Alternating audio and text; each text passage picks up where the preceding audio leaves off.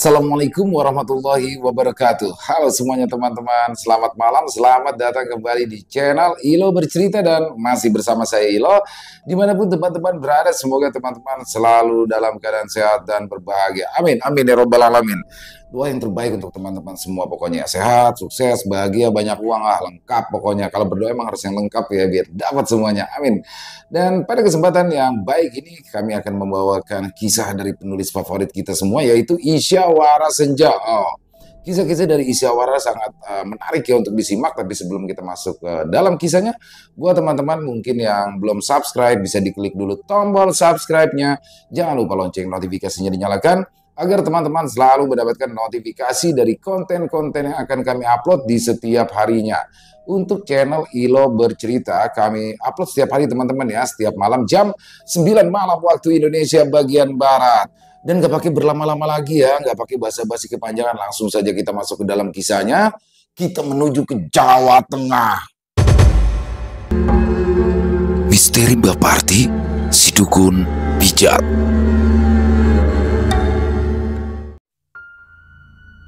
Mbak Parti, perempuan tua dengan rambut yang sudah memutih seluruhnya, terkenal sebagai tukang urut di kampung-kampung sekitar. Setiap pagi, dia bangun lebih awal, menyalakan tungku dan merebus air panas. Rumahnya beraroma khas, berupa rempah-rempah seperti jahe, kencur, dan serai melayang bersama asap tipis di dapurnya yang sederhana. Rumahnya kecil tetapi rapi. Di salah satu sudut terdapat meja pendek penuh dengan botol minyak urut yang ia racik sendiri. Pagi itu, Mbak Parti didatangi oleh seorang lelaki muda yang membawa istrinya yang sedang hamil besar. Wajah sang istri pucat, menunjukkan kekhawatiran. Lelaki itu bercerita posisi janinnya sungsang. Sang bidan menyarankan untuk dibawa ke Mbak Parti. Tanpa banyak bicara, Mbak Parti mengangguk meminta perempuan itu berbaring di atas tikar yang sudah ia gelar. Perempuan muda itu tampak tegang, keringat dingin mulai membasahi dahinya meski pagi itu tidak terlalu panas. Mbak Parti mengelus perutnya dengan lembut, matanya tajam meneliti setiap gerakan tangan. "Jangan takut nak," katanya pelan penuh keyakinan, suaranya serak tapi terdengar menenangkan. Mbak Parti mulai dengan pijatan ringan di sekitaran perut, kemudian perlahan menekan titik-titik tertentu yang ia tahu akan membantu melonggarkan otot-otot rahim. Tangan yang sudah keriput tetapi kuat, bergerak pasti. Setiap gerakan penuh perhitungan, tidak ada yang sia-sia. Perempuan hamil itu mengerang pelan.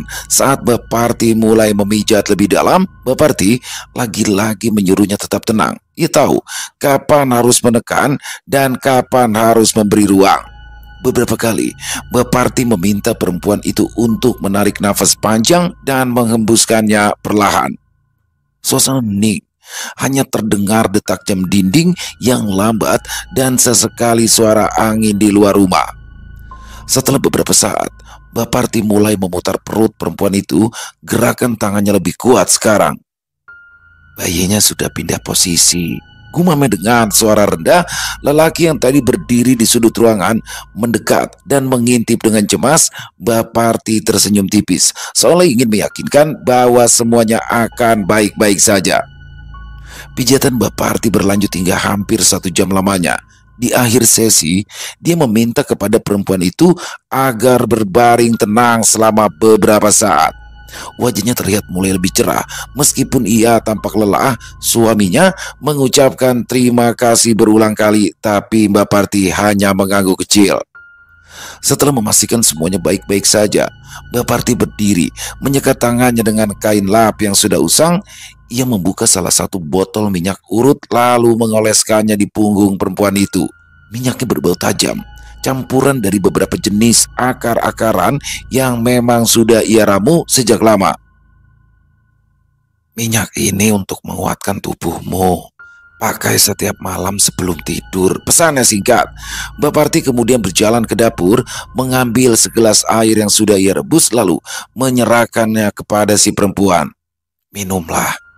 Ini akan membantu bayimu agar tetap tenang sampai hari kelahirannya tiba, ujarnya. Sang suami kemudian membantu istrinya berdiri. Sebelum mereka pergi, Mbak Parti menepuk pundak si lelaki. Jangan lupa, setiap pagi bantu istrimu berjalan sedikit di halaman. Itu bagus buat memperlancar persalinan nanti. Suaminya mengangguk batu lalu menyerahkan beberapa lembar uang.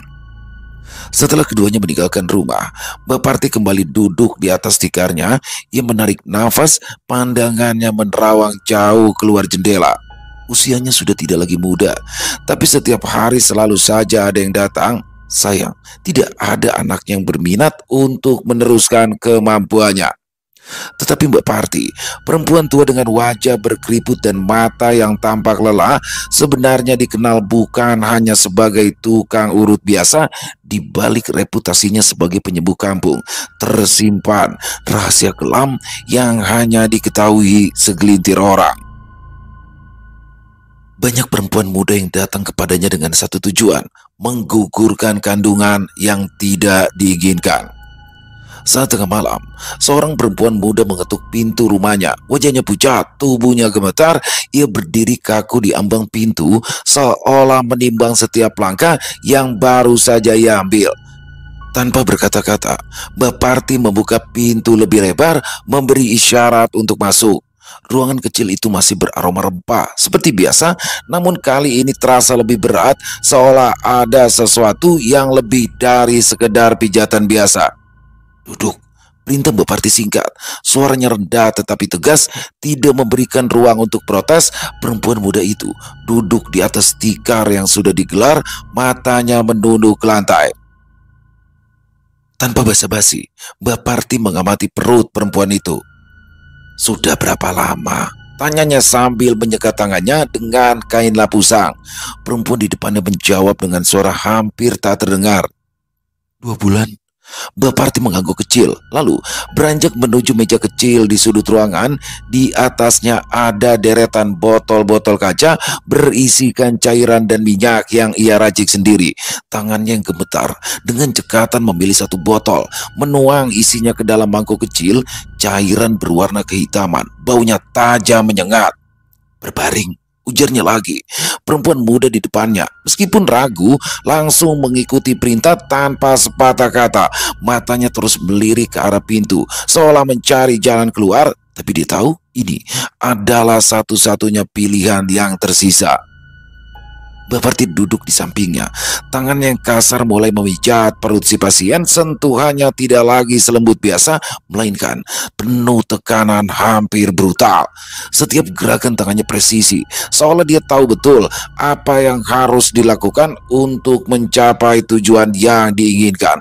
Pasiennya meringis menahan sakit. Keringat dingin mulai membasahi dahinya. Nafasnya terasa berat. Tahan sedikit, kata Mbak Parti singkat. Tak ada belas kasih dalam suaranya. Tangannya menekan titik-titik tertentu di perut perempuan itu dengan kekuatan yang seolah bisa meremas kehidupan di dalamnya. Setiap tekanan seperti membawa dampak langsung, semakin dalam, semakin tajam. Tak lama kemudian, Mbak Parti mengambil sepotong kain kecil yang telah dicelupkan ke dalam cairan kehitaman tadi, kemudian meletakkannya di bawah perut perempuan itu. Ini akan mempercepat prosesnya, gumamnya tanpa ekspresi. Kain itu memang berfungsi seperti yang diinginkan. Perlahan-lahan, tubuh perempuan muda yang berbaring itu mulai bergetar. Rasa sakit di perutnya semakin intens. Ia menggigit bibir, berusaha menahan teriakan yang hampir keluar. Jangan teriak, bahaya kalau ada yang dengar, perintah Mbak Parti lagi. Seolah membaca pikirannya, ruangan itu semakin terasa sesak oleh keheningan yang dipenuhi ketakutan. Di luar, suara angin yang berdesir pelan seakan tidak mempengaruhi apa yang terjadi di dalam. Dunia di luar berjalan seperti biasa, tapi di dalam rumah Mbak Parti ada dua kehidupan yang sedang dipertaruhkan. Beberapa saat berlalu, Mbak Parti menyeka keringat dari wajahnya sendiri. Gerakannya cepat dan tegas seperti seorang yang sudah terlalu sering melakukan ini. Sebentar lagi selesai, Katanya tanpa emosi, seolah ini hanya rutinitas biasa. Pasiennya hanya bisa menutup mata. Air matanya jatuh tanpa suara. Rasa sakit berubah menjadi kelelahan total. Tubuhnya mulai mati rasa. Baparti mengambil botol lain. Kali ini berisikan cairan bening. Tangannya tetap mantap, tak tergoyahkan oleh apa yang baru saja terjadi. Ia membersihkan semuanya dengan teliti. Tidak ada jejak yang tersisa. Saat proses pengguguran selesai, Baparti membantu pasiennya duduk. "Minum ini, Dok," katanya sembari menyodorkan segelas air yang telah dicampur dengan ramuan. "Ini untuk membersihkan tubuhmu dari dalam." Perempuan itu meminum tanpa bertanya lagi. Tangannya sedikit gemetar memegangi gelas. Rasanya pahit, tapi tidak sepahit apa yang dirasakan di hatinya. Ketika semuanya selesai, Baparti berdiri dan kembali ke dapurnya seolah tidak ada hal yang luar biasa terjadi. "Kamu bisa pergi sekarang. Lain kali jangan datang lagi," katanya dengan nada dingin. Tidak ada ucapan perpisahan, tidak ada simpati, hanya perintah untuk meninggalkan tempat itu secepat mungkin. Pasiennya bangkit perlahan, tubuhnya lemah dan wajahnya masih menyimpan kepedihan. Setelah meninggalkan amplop yang cukup tebal, dia berdiri dengan langkah terseok. Ia menuju pintu, meninggalkan rumah Baparti yang kembali sunyi. Baparti tidak menoleh. Ia hanya duduk di dekat tungku sambil memandangi api. Setelah yakin pasiennya telah pergi, Baparti segera mengambil amplop yang ditinggalkan lalu menyeringai senang karena jumlahnya melebihi perkiraannya semula. Beberapa tahun berlalu, Baparti masih tinggal seorang diri di rumah kecilnya. Tubuhnya semakin renta. Rambutnya yang dulu sudah memutih kini tampak lebih tipis. Kulit keriputnya menggantung longgar di atas tulang. Pagi itu, seperti biasa, Baparti bangun untuk pergi ke kamar mandi. Langkahnya pelan, dibantu tongkat tua yang hampir sama usangnya dengan dirinya. Saat kakinya menyentuh lantai kamar mandi yang licin, tubuhnya kehilangan keseimbangan. Ia terpleset dan jatuh keras di atas lantai yang dingin. Kepala dan punggungnya menghantam keras, menimbulkan rasa nyeri yang menjalar. Sekujur tubuhnya tidak bisa bergerak, hanya terdengar desahan nafas yang tersendat-sendat. Baparti terkapar di sana, pandangannya buram. Ditambah rasa nyeri yang tak kunjung hilang, membuat tubuh tuanya bergetar kesakitan. Anak yang datang siang itu langsung panik. Tubuh Baparti segera dibawa ke atas tempat tidur lalu dipanggilkan seorang mantri. Nafas Baparti sudah putus-putus. Wajahnya pucat pasi karena kehilangan banyak darah. Para tetangga sudah memperkirakan Baparti akan segera meninggal. Tapi ternyata perkiraan mereka salah. Baparti sekarat, tapi nyawanya masih tetap bertahan walau keadaannya semakin kritis. Maka segala cara dilakukan oleh anaknya agar Baparti tidak terlalu lama tersisa. Mereka mengundang seorang dukun dari desa sebelah untuk membersihkan tubuh Baparti dari segala sesuatu yang menahan maut datang. Dukun yang dipanggil sudah berusaha melakukan segala cara, namun Baparti masih bernafas. Meski dengan susah payah, matanya kosong menatap langit-langit rumah. Hari berganti malam.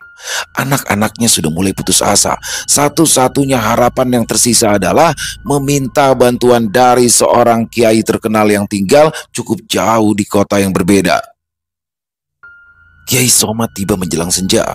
Wajahnya tenang, matanya penuh kebijaksanaan, seolah telah melihat banyak hal yang lebih gelap daripada kematian. Tanpa membuang waktu, ia langsung memasuki rumah Baparti yang kini dipenuhi bau obat-obatan dan aroma amis darah. Kiai Somad duduk di samping tempat tidur Baparti. Berbisik pelan di telinganya. Ucapan Kiai Somad terasa seperti menyentuh jiwa Baparti yang tersesat. Baparti yang tadinya tergeletak tanpa ekspresi tiba-tiba bergerak sedikit. Matanya yang sayu perlahan mengerjap, seolah mencoba memahami suara yang berbisik di telinganya. Kiai Somad berbicara lagi, perlahan-lahan menuntun Mbak Parti agar mengikuti ucapannya. Bibir Mbak Parti terbuka, tapi lidahnya tak bisa bergerak. Nafasnya memburu, lalu melemah secara tiba-tiba. Tubuhnya yang selama ini terasa tegang mulai melonggar. Tangannya yang semula menggenggam erat kain spray kini terkulai lemas di samping tubuhnya.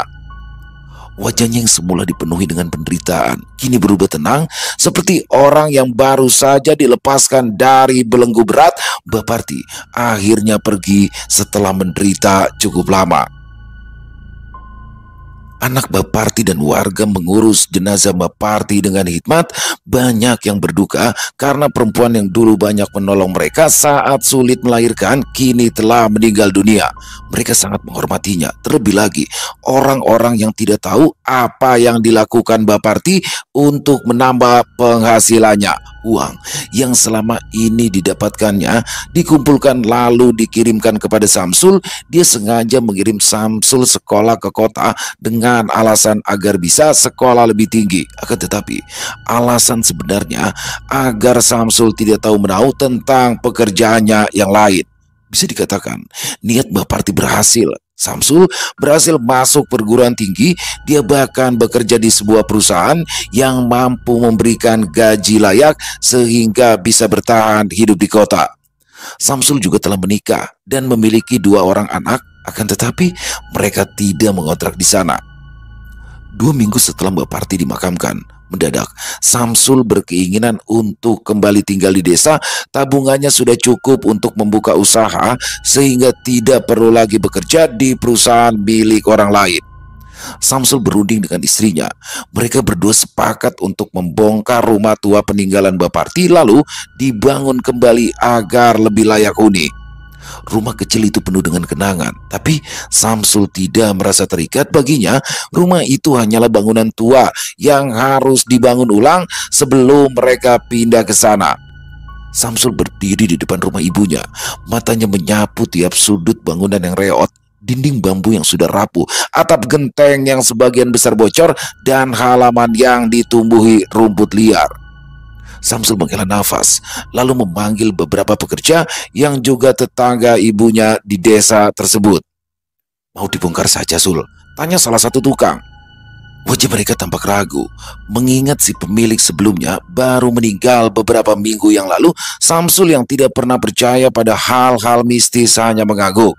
"Ya, hancurkan saja semuanya. Nanti saya akan membangun yang baru," jawab singkat. Para pekerja mulai bergerak, membawa alat-alat mereka. Mereka memulai dari bagian atap, mencopot satu persatu genteng yang sudah terlepas atau miring. Suara genteng jatuh dan kayu yang dipukul mulai bergema di kampung itu. Beberapa warga yang lewat melirik dengan tatapan heran, tetapi tidak ada yang berani mendekat. Saat bagian atap hampir habis, salah satu tukang tiba-tiba berhenti. Matanya terpaku pada sesuatu di sudut langit-langit yang sudah terbuka. "Mas Samsul, ini apa ya?" tanyanya sambil menunjuk ke arah tumpukan kecil yang terbungkus kain usang. Samsul yang semula hanya berdiri mengawasi dari kejauhan mulai berjalan mendekat. Ia melihat ke arah yang ditunjuk si tukang dengan pandangan sedikit bingung. Hati-hati, ia naik ke atas kursi dan mengambil bungkusan kain. Bau busuk yang samar mulai tercium saat kain itu terbuka sedikit. Samsul mengerutkan kening, lalu meletakkannya di atas tanah. "Apa ini?" gumamnya sambil membuka bungkusan itu lebih lebar. Di dalamnya tampak sesuatu yang menyerupai boneka kecil dibuat dari potongan kain lusuh dan tali jerami. Bisa disebut sebagai boneka walau bentuknya terlihat aneh. Terlihat jelas ada bekas noda kecoklatan di beberapa bagian, seolah-olah pernah terkena darah. Ditambah lagi ada gumpalan rambut yang disatukan dengan benang putih usang.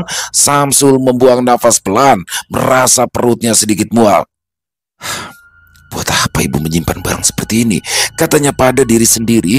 Pekerja-pekerja lain mulai mendekat, menatap bungkusan itu dengan raut wajah yang tidak nyaman. "Biasanya benda seperti ini dipakai untuk menyantet orang," salah satu pekerja berbisik pada yang lain. Suaranya tidak terlalu pelan sehingga bisa didengar Samsul. "Jangan-jangan Mbak Parti disantet orang," Makanya meninggal dengan cara menyakitkan seperti itu, sahut temannya lagi. Samsul mendengar semuanya tapi memilih mengabaikannya. Sudah, lanjutkan saja pekerjaan kalian, katanya tegas. Meskipun rasa penasaran ditambah rasa khawatir mulai merayapi pikirannya, mereka pun kembali bekerja, membongkar bagian-bagian lain dari rumah agar selesai dengan cepat. Saat mereka sampai di dapur, di mana Mbak Parti biasa meracik ramuan dan minyak urutnya, para pekerja kembali menemukan sesuatu yang ganjil. Di balik salah satu papan kayu lantai yang sudah hampir lapuk, mereka menemukan beberapa botol kecil yang berisi cairan keruh. Botol-botol itu tersimpan rapi, sebagian besar sudah berkarat dan berdebu, tapi tetap utuh. Apa semua ini? Samsul mendekati botol-botol itu. Baunya menyengat seperti campuran rempah yang sudah membusuk. Jangan disentuh, perintah Samsul. Pekerja-pekerja mulai bergerak lebih hati-hati. Kini rasa heran bercampur takut mulai menyelimuti perasaan mereka. Bayangan Mbak Parti sebagai dukun pijat perlahan-lahan memudar. Terlebih lagi berbagai barang aneh yang ditemukan di berbagai bagian rumahnya. Matahari bersinar semakin terik. Samsul yang tidak biasa bekerja di luar ruangan merasa mual, kepalanya berdenyut. Dengan cepat ia memerintahkan para pekerjanya untuk berhenti. Cukup, katanya singkat. Kita istirahat dulu. Samsul berbalik, meninggalkan rumah ibunya dengan langkah cepat. Tidak lama kemudian, dia kembali dengan membawa beberapa bungkus nasi dan botol air mineral. Kita makan dulu. Setelah istirahat baru dilanjut lagi. Samsul tidak ikut makan. Dia memilih masuk ke dalam mobil agar rasa mualnya berkurang. Matanya yang berat akhirnya tertutup rapat. Ia tertidur dengan nyenyak. Sementara itu, para pekerja yang sudah selesai makan kembali melanjutkan pekerjaan mereka. Haris, salah seorang pekerja yang tidak lain adalah tetangga Mbak Parti, juga meminta waktu istirahat lebih panjang pada teman-temannya. Dia beralasan ingin menghisap rokok lebih dulu sebelum mulai bekerja. Haris duduk di bawah pohon mangga rindang yang ada di halaman rumah Mbak Parti. Haris menghela nafas panjang, melepas lelah. Setelah setengah hari membongkar rumah tua yang mulai rubuh, tubuhnya lelah, tapi ada rasa penasaran atas barang-barang aneh yang ditemukan di dalam rumah masih bergema di kepalanya. Barang apa sebenarnya tadi itu?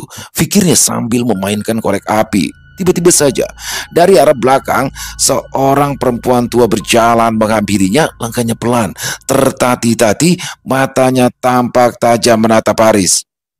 Silakan diminum dulu kopinya, Leh, ucap si nenek dengan suara serak. Di tangannya ada sebuah cangkir yang berisikan kopi hitam panas. Asap tipis mengepul dari permukaan cangkir. Aroma kopi pekat langsung menggelitik hidung si pekerja. Nenek berbaju kebaya itu tersenyum samar. Keriput di wajahnya semakin dalam. Haris terperanjat kaget. Dia seperti mengenali perempuan yang ada di depannya, tapi juga merasa tidak yakin. Meski begitu, Haris tetap bersikap sopan. Matur nuwun, Bah, katanya sambil menerima cangkir kopi itu. Dia merasa senang, ternyata ada orang lain yang peduli pada mereka yang bekerja keras. Setelah menyesap kopi itu, rasa manis dan pahit menyatu di lidahnya. Hangatnya menjalar ke tubuh, membuatnya merasa lebih rileks. Dia menarik nafas dalam, bersiap meneguk lebih banyak, ketika tiba-tiba ada sesuatu yang aneh. Bau apa ini? Haris celingukan mencari asal aroma busuk tersebut. Baunya persis seperti bangkai yang sudah lama mati. Cuping hidungnya bergerak, mengendus-endus, lalu ditutupnya hidung. Ketika dia sadar, bau busuk itu menyeruak dari dalam cangkir. Dia tersedak karena menahan muntah yang sudah naik ke tenggorokan. Haris memeriksa cangkir dengan teliti. Tatapannya berubah bingung, matanya membelalak. Bagaimana bisa ada bau busuk keluar dari kopi yang tadi terasa begitu nikmat? Isi perutnya memberontak. Haris tak dapat lagi menahan mual. Dia berlari ke semak-semak, lalu memuntahkan semua isi perutnya. Cairan hitam kental menyembur dari mulutnya, membasahi tanah dan rumput di depannya. Ia jatuh tersungkur, mencengkram perut yang terasa mual tak tertahankan. Cangkir di tangannya sudah terlepas sejak tadi, jatuh dengan bunyi keras di atas tanah yang tandus. Haris menoleh ke cangkir yang tergeletak di tanah. Kopi yang ia kira diminumnya berubah warna. Cairan di dalam cangkir kopi itu bukan lagi kopi hitam yang nikmat, tapi air comberan keruh yang berbau busuk. Di dalam cangkir itu ada potongan kecil daun busuk, bahkan 1-2 ekor cacing menggeliat. Rasa jijinya semakin memuncak. Dia terduduk kaku, tangannya gemetar, keringat dingin mulai mengucur deras di wajahnya. Pikiran si pekerja mulai kalut, otaknya berputar mencari jawaban. Bagaimana bisa kopi yang tadinya berbau wangi khas kopi mendadak berubah jadi comberan? Apa mungkin tadi dia mengigau sehingga tidak bisa membedakan air kotor atau kopi? Lantas Haris tersentak. Hati pemuda itu mulai berdegup kencang. Perlahan kepalanya menoleh ke arah nenek yang tadi memberikannya kopi. Matanya terbelalak saat menyadari sesuatu yang membuat darahnya membeku. Perempuan tua itu masih berdiri di tempat yang sama, tetapi wajahnya kini sudah tampak berbeda. Kulit keriputnya sudah jelas membusuk, memperlihatkan daging yang menghitam. Matanya kosong, hanya ada 2 lubang hitam. Tiba-tiba sebuah kenangan menyeruak di ingatannya. Ya, nenek itu. Nenek itu mirip Mbak Parti. Bagaimana mungkin Mbak Parti sudah meninggal 2 minggu yang lalu? Dia sendiri ikut menggali lubang kubur untuk Mbak Parti. Bahkan ikut berdoa ketika jenazahnya dimakamkan. Akan tetapi saat ini terlihat jelas sosok yang begitu mirip Mbak Parti sedang berdiri di sana, tampak puas setelah memberikan minuman kotor. Sosok menyerupai Mbak Parti itu tersenyum tipis. Bibirnya yang pecah-pecah menyungging lebar memperlihatkan deretan gigi yang sudah tanggal. Suaranya terdengar meski mulutnya tidak bergerak. Ayo, minum lagi. Suara itu bergema di kepala Haris. Haris menggeleng, tubuhnya tak mampu bergerak. Rasa takut mencengkram kuat membuat kakinya seolah lumpuh. Dia ingin berteriak, tapi suaranya tertahan di tenggorokan. Haris hanya bisa menatap Mbak Parti yang kini semakin dekat. Bau busuk kembali menyeruak, kali ini lebih tajam. Akan tetapi sekejap kemudian tubuh Mbak Parti lenyap seakan ditiup angin yang datang. Haris tergugu, terjatuh di atas tanah. Nafasnya terengah-engah, dadanya sesak seolah baru saja lepas dari cengkraman baut. Dia melihat cangkir yang sudah pecah tergeletak di tanah.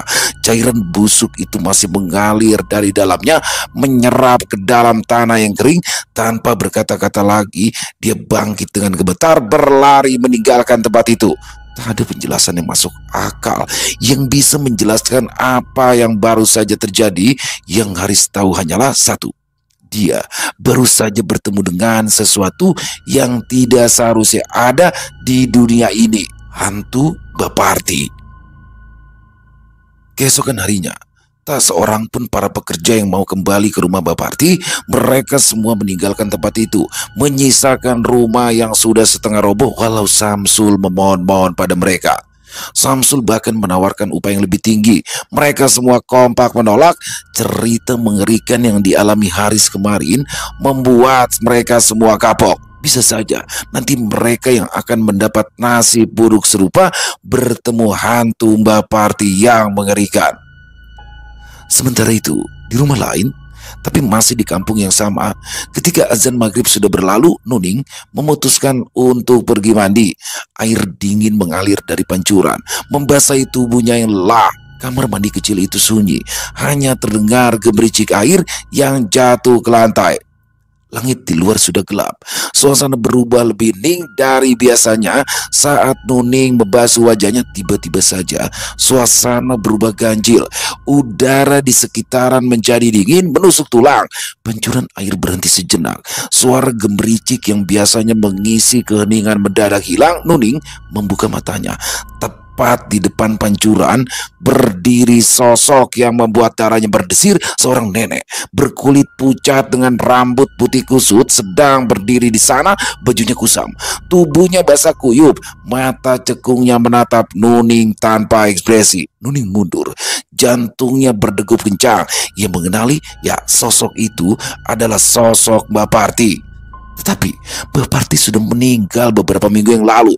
Tubuh Nuning kaku, tidak bisa bergerak, hanya terus menatap nenek tua itu yang perlahan-lahan mengangkat tangannya. Di tangan keriput itu Baparti menggenggam sesuatu, sebuah janin yang sudah hancur, berlumuran darah kental. Potongan tubuh kecil itu terlihat seperti habis dihancurkan, tidak berbentuk lagi, seolah-olah baru saja keluar dari rahim. Darah menetes dari tubuh janin itu, mengotori lantai kamar mandi yang dingin. Bau anyir menyengat hidung Nuning, membuat perutnya mual.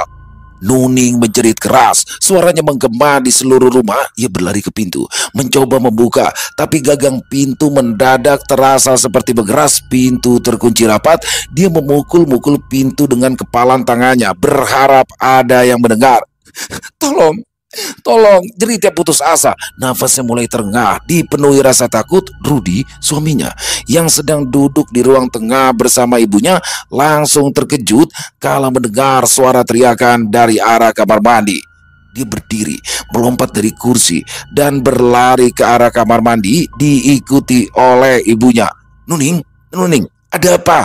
Tidak ada jawaban, hanya suara gedoran dari dalam kamar mandi. Rudi mencoba memutar gagang pintu, tidak bisa dibuka, terkunci rapat dari dalam. Ning, buka Ning. Tolong mas, tolong.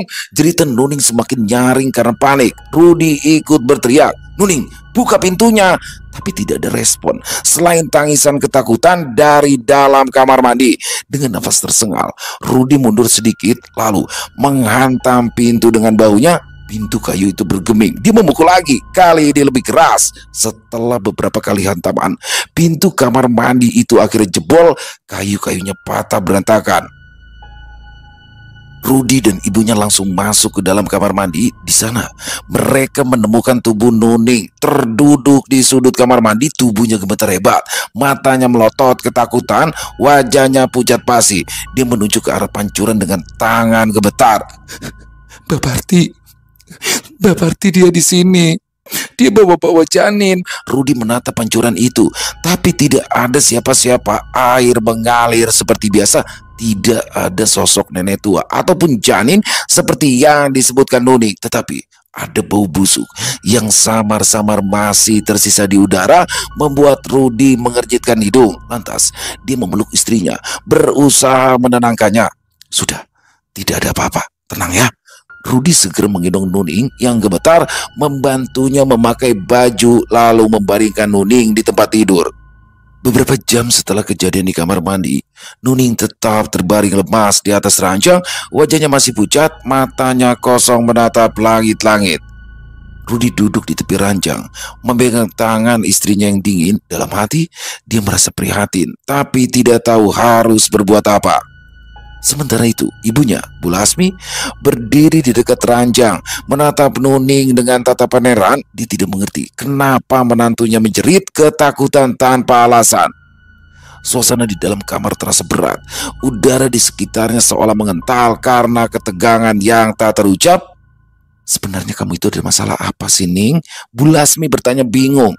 Nuning masih membisu. Rudi mengusap wajahnya dengan kasar, mencoba memecah keheningan yang mencekam. Akhirnya Nuning membuka mulut, suaranya hampir tidak terdengar. Aku pernah ke rumah Baparti.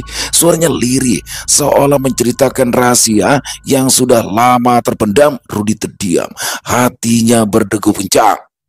Nuning melanjutkan, Waktu itu aku hamil. Tapi aku kecewa, Mas. Kamu sering main perempuan lain. Aku gak tahan. Air mata mulai mengalir di pipinya. Aku pergi ke rumah Baparti, dan aku memilih menggugurkan kandungan. Kata-kata itu seperti palu yang menghantam kepala Rudi. Dia terdiam, terenyak dengan kenyataan yang baru saja diucapkan istrinya. Kepalanya terasa berat, dadanya sesak oleh perasaan sakit hati. Semua tindakannya selama ini, semua kebohongan dan pengkhianatan kini berbalik menyerangnya. Dia memang sering bermain dengan perempuan lain, meninggalkan Nuning seorang diri hanya bertemankan rasa kecewa. Aku gak tahu harus gimana lagi, Mas. Waktu itu aku ngerasa gak ada jalan lain. Nuning terisak. Aku menyesal. Tapi semuanya sudah terjadi. Rudi merasa perutnya mual. Seluruh penyesalan hidupnya terasa berkumpul pada satu momen ini. Dia menatap Nuning. Mata istrinya yang dulu ceria ternyata dipenuhi oleh rasa sakit. Rudi sadar, ia tidak bisa menyalahkan Nuning sepenuhnya. Ini bukan hanya soal janin yang digugurkan istrinya tanpa memberitahu Rudi terlebih dulu. Dia menuduh, menahan sesak yang membuatnya sulit bernapas. Luka yang dia torehkan di hati Nuning pasti sangat dalam, sehingga istrinya nekat mengambil langkah yang salah. Sebelum Rudi bisa mengatakan apapun, Bu Lasmi tiba-tiba saja maju mendekat dengan langkah yang cepat. Wajahnya merah padam, penuh dengan amarah. Apa? Hah? Apa yang kamu bilang, Nuning? Suaranya dingin, hampir berbisik, tapi penuh dengan kegeraman. Kamu menggugurkan cucuku. Anak dari darah keluarga ini.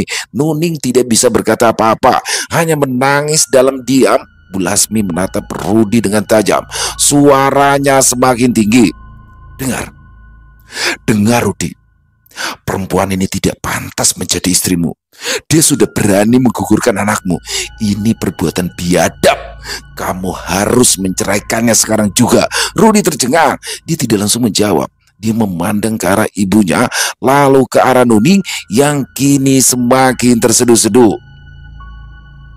Perasaan bersalah juga dilema menghantamnya tanpa ampun. Bu Lasmi semakin mendesak. Langkahnya maju semakin cepat hingga kini berdiri tepat di hadapan Rudi. Jangan diam saja, Rudi. Perempuan macam apa yang berani membunuh darah dagingnya sendiri? Dia sudah berani mencoreng harga diri keluarga kita. Kamu harus menceraikannya. Rudi menunduk. Tangan Nuning yang berada dalam genggaman terasa dingin dan lemah. Dia menatap istrinya yang masih terisak. Hatinya pun terasa remuk. Memang Nuning telah melakukan sebuah kesalahan besar, tapi dia sadar jika dirinya juga memiliki andil besar dalam masalah ini. Dia yang membuat Nuning terpojok hingga mengambil keputusan itu. Ibu, ini juga salahku. Rudi berusaha bicara dengan suara yang bergetar. Aku yang membuat dia seperti ini. Aku memang sering bohong. Aku sering main perempuan lain. Aku juga salah, Bu. Bu Lasmi melotot. Matanya semakin memancarkan amarah. Rudi, kamu itu jangan bodoh. Tidak ada alasan untuk membiarkan dia tetap menjadi istrimu. Kalau memang dia mencintaimu, dia akan menjaga anakmu, bukan malah membunuhnya. Kamu mau terus hidup dengan perempuan yang sudah membunuh cucuku? Rudi menggertakkan giginya, menahan air mata yang hampir keluar. Dia tahu apapun yang dia katakan ibunya tidak akan menerima. Di satu sisi dia mengerti amarah ibunya, tapi di sisi lain hatinya tidak bisa meninggalkan Nuning begitu saja. Dia juga tidak mau menyangkal bahwa dia punya andil besar dalam semua ini. Ibu, aku tidak bisa menceraikan Nuning sekarang. Rudi berkata pelan tapi tegas. Kami berdua sama-sama salah di sini. Aku tidak bisa meninggalkan Nuning begitu saja. Bu Lasmi terpaku. Dia menggeleng, tampak tidak percaya dengan apa yang baru saja didengarnya. Jadi, kamu memilih perempuan ini daripada keluargamu sendiri. Dia berbalik, meninggalkan kamar dengan langkah yang berat, meninggalkan Rudi yang masih duduk di tepian ranjang memegang tangan Nuning yang terus gemetar. Suasana kembali hening, hanya terdengar isak tangis pelan Nuning. Rudi memejamkan mata, mencoba menenangkan diri. Di kepalanya bayangan perbuatan-perbuatannya yang dulu menghantui menyesal, tapi tak mampu mengubah apa yang sudah terjadi. Kini dia harus menghadapi konsekuensi dari semuanya. Sementara itu, warga kampung semakin gelisah. Setiap malam ada saja cerita tentang penampakan Baparti. Kadang sosoknya muncul di dekat sumur, kadang di sudut jalan, berdiri diam dengan pandangan yang kosong. Dan yang lebih menyeramkan, ada warga lain yang juga mengaku melihat bayangan janin menggantung di tangannya berlumuran darah. Teror ini membuat kampung menjadi sepi. Setelah maghrib, orang-orang memilih berdiam di rumah, mengunci pintu rapat-rapat, berharap tidak diganggu oleh roh Baparti. Kegelisahan semakin memuncak, hingga akhirnya Kiai Somad kembali ditemui untuk mencari solusi. Setelah mendengar semua cerita dari warga, Kiai Somad menyimpulkan bahwa Mbak Parti tidak tenang karena janin-janin yang pernah diaborsinya masih tersisa di rumah itu, bahkan mungkin dikuburkan secara sembarangan. Jasad mereka harus ditemukan dan harus dimakamkan dengan layak, kata Kiai Somad dengan nada tegas. Samsul dan warga lain tidak punya pilihan selain mengikuti saran dari Kiai Somad. Di pagi yang cerah, beberapa pekerja mulai membongkar rumah Baparti. Rumah yang sudah setengah rubuh itu setelah pembongkaran pertama kembali didatangi. Dinding-dinding kayunya dibongkar, lantai tanahnya digali. Warga berkumpul di sekitaran rumah tersebut menyaksikan dengan was-was suara cangkul yang menghantam tanah menggema di seluruh halaman. Satu persatu bagian rumah Baparti diratakan, tanah di bawahnya digali dalam-dalam, mencoba mencari sesuatu yang bisa menjadi tanda keberadaan janin-janin itu. Pada awalnya hanya ada tanah dan juga batu, tidak ada yang mencurigakan. Tapi tidak lama kemudian seorang pekerja menghentikan cangkulnya. Dari tanah yang baru saja dia gali terlihat ada sesuatu yang berbeda, benda putih yang keras. Ada tulang, teriaknya. Semua pekerja berhenti lalu mendekat. Mereka mulai menggali lebih hati-hati. Dari gundukan tanah itu, tulang-tulang kecil muncul satu persatu. Jumlahnya lebih banyak daripada yang mereka kira. Tulang belulang janin-janin yang telah lama dikuburkan sembarangan oleh Mbak Parti kini terlihat jelas di bawah sinar mentari. Kiai Somad yang sudah menunggu sejak tadi segera memimpin doa. Dengan suara rendah, ia membacakan ayat-ayat suci, memohon agar janin-janin ini diberikan di tempat yang layak di sisi Tuhan. Setelah itu, para warga mengumpulkan tulang-tulang itu dengan hati-hati, menempatkannya di dalam kain putih untuk kemudian dimakamkan di area pemakaman kampung dengan tata cara yang benar. Setelah pemakaman selesai, warga tak langsung pulang. Mereka berduyun-duyun ke makam Baparti. Kiai Somad masih punya satu ritual tersisa yang harus dilakukan. Mereka berkumpul di sekitaran makam Baparti. Kiai Somad terlihat membawa sebuah kantong yang berisi kacang hijau yang sudah disangrai. Dengan tenang, Kiai Somad menaburkan kacang hijau itu di atas tanah kuburan Baparti. Hitunglah kacang hijau ini, kata Kiai Somad, suaranya lirih. Jangan keluar sebelum tumbuh dan berbuah. Kata-kata itu diucapkan sambil terus menaburkan kacang hijau di seluruh permukaan tanah. Warga yang menyaksikan ritual itu merasa heran, tapi tidak ada yang berani bertanya. Mereka percaya penuh pada Kiai Somad, seorang sesepuh yang selama ini sangat dihormati karena kebijaksanaannya. Setelah kacang hijau itu tersebar secara merata, Kiai Somad kembali memimpin doa terakhir. Udara terasa lebih tenang saat doa itu selesai, seolah ada beban yang diangkat dari kampung. Hari-hari berikutnya, ketenangan akhirnya kembali ke kampung. Warga bisa merasakan perbedaannya dengan jelas. Tidak ada lagi penampakan Baparti di malam hari. Tidak ada lagi sosok yang berdiri diam di dekat sumur. Suara-suara aneh atau bau busuk yang sempat menghantui semua orang. Warga perlahan kembali menjalani hidup mereka dengan normal. Mereka mulai berani keluar rumah setelah maghrib, berkumpul di warung, atau sekedar berbincang di depan rumah tanpa lagi harus takut dengan kemunculan sosok Baparti, si dukun pijat dari kampung. Selesai. Wow, luar biasa kisah dari Isyawara Senja, selalu asik untuk disimak. Dan ini seru banget kisah ya, tentang dukun urut ya, atau dukun pijat. Jadi ya tukang pijat kampung yang memang setahu saya para tukang pijat apalagi di zaman dulu ya, itu memang dia memiliki kayak apa sih, metode penyembuhan sendiri, dan juga ada beberapa mantra-mantra ya atau doa-doa yang khusus. Jadi nggak polos-polosan gitu ya, nggak. Kalau sekarang kan kalau dipijit-pijit itu kan biasa aja, pijit enak ya. Kalau dulu beda. Dan di sini bagaimana kisah tentang Mbah Parti ya. Jadi Mbah Parti bukan Mbah Parti. Kalau Mbah Parti pesta dia. Jadi di sini bagaimana Mbah Parti sebagai dukun urut, sebagai tukang urut kampung ini dipandang baik oleh lingkungan ya, karena suka membantu terutama untuk ibu-ibu yang melahirkan, dan apa namanya, ketika dia meninggal dunia pun banyak orang-orang yang merasa kehilangan dan apa sih, karena memang dikenal baik dia di kampungnya, bahkan anak-anaknya juga ya ibunya sebagai tukang urut yang sering membantu orang tanpa banyak orang yang tahu ternyata Mbak Parti juga melakukan praktek-praktek yang terlarang, yaitu salah satunya adalah aborsi atau menggugurkan kandungan. Dan di sini memang seperti apa ya, gelap lah ya, nggak terang-terangan. Dan ini ternyata udah sering dilakukan sehingga pada saat Mbak Parti meninggal dunia, di situ banyak gangguan-gangguan yang muncul di santero kampung ya, di sekitaran kampungnya Mbak Parti, terutama untuk orang-orang yang sudah menggunakan jasanya Mbak Parti dalam hal-hal yang terlarang itu. Luar biasa sekali kisahnya di sini, dan semoga kita bisa mengambil hikmah yang baik dari kisah barusan ya, dan dibuang yang buruk-buruknya. Dan di sini mungkin ada teman-teman yang bertanya-tanya nih, apa maksud dari Kiai Somad di akhir kisah itu memberikan apa sih biji kacang hijau ke kuburan Mbak Parti dan berpesan jangan keluar sebelum kau bisa menghitung jumlah uh, kacang hijau ini dan menanamnya hingga sampai tumbuh buah. Jadi sebenarnya di sini kayak apa ya, kayak mau bohongin, mengadalin lah ya, ngadalin. Tidak mungkin biji kacang hijau itu bisa tumbuh karena sebelumnya sudah disangrai dulu. Jadi mau ditanam kayak apa ya nggak bakal bisa tumbuh.